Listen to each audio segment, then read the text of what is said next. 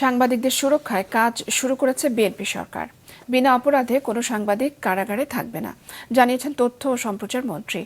বিশ্ব মুক্ত গণমাধ্যম দিবসের আলোচনায় তিনি কথা বলেন। এদিকে টিআইবির এক আলোচনা সভায় প্রধানমন্ত্রীর তথ্য ও সম্প্রচার উপদেষ্টা জানিয়েছেন, জুলাই গণঅভ্যুত্থানের পর আটক সাংবাদিকদের বিষয়ে সরকার দ্রুতই সিদ্ধান্ত নেবে। মারুফা কামালের রিপোর্ট। দিনব্যাপী নানা আয়োজনে বিশ্ব মুক্ত গণমাধ্যম দিবস পালন করে তথ্য ও সম্প্রচার মন্ত্রণালয়।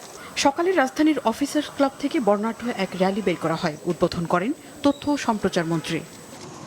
র্যালি শেষে তথ্য ভবন মিলনায়তনে আলোচনা সভায় অংশ নেন মন্ত্রী। বলেন, গণমাধ্যমের পূর্ণ স্বাধীনতা নিশ্চিত করতে কাঠামোগত সংস্কার ও বাস্তবায়নের কাজ করছে সরকার। সহযোগিতামূলক এবং ফ্যাসিলিটেশন ছাড়া কিন্তু আর কোনো রোল গভর্নমেন্টের থাকা উচিত না, এবং আমাদের মন্ত্রণালয়ে আমাদের সরকার তারেক রহমানের সরকারের পক্ষ থেকে আমরা কিন্তু সেই নীতিমালা নিতে চলছি। বিশ্ব মুক্ত গণমাধ্যম দিবস উপলক্ষে বিশেষ আলোচনা সভার আয়োজন করে ইউনেস্কো ও ট্রান্সপারেন্সি ইন্টারন্যাশনাল বাংলাদেশ।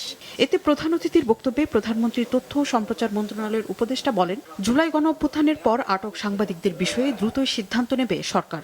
আটক সাংবাদিকদেরকে নিয়ে কথা প্রাইম মিনিস্টার এটাকে নিজে সিরিয়াস কগনিজেন্সে নিয়েছেন। আমরা আশা করি এই সংকটটার একটা দ্রুত সমাধান হতে পারে। প্রচলিত আইন তো আছেই, সেটা মনিটরিং এর জন্য প্রাইম মিনিস্টারের কার্যালয়ে একটা সেল তৈরি হবে। এটা প্রাথমিক সিদ্ধান্ত আসলে নেওয়া হয়েছে, যেটা এটাকে স্পেশালি মনিটর করবে।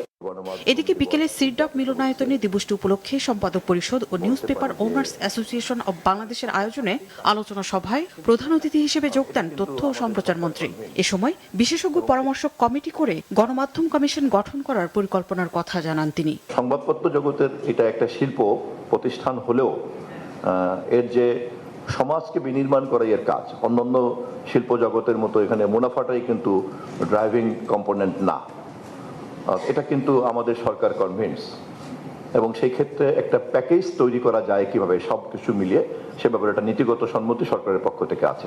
সম্মিলিত উদ্যোগের মাধ্যমে ডিজিটাল প্ল্যাটফর্ম সহ গণমাধ্যমকে একটি কাঠামোর আওতায় আনা সম্ভব বলেও মনে করেন মন্ত্রী। সম্মিলিত কোনো সমাধানের মারুফা কামাল, মাছরাঙা সংবাদ, ঢাকা।